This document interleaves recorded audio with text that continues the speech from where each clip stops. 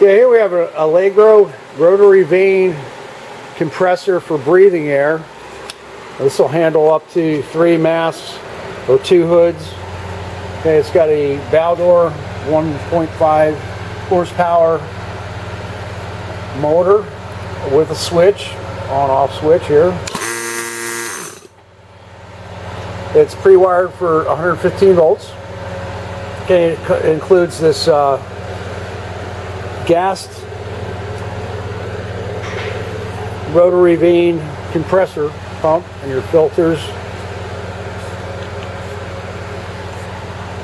It does have some minor shipping distress. As you can see, this fan shroud got a little mangled here.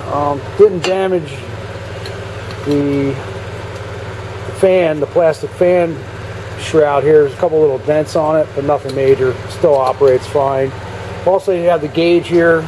Well, the gauge dial itself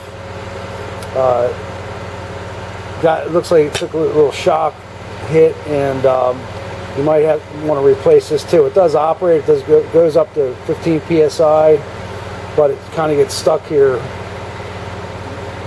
on the needle on the face here. So other than that, it operates fine. We're going to fire it up again.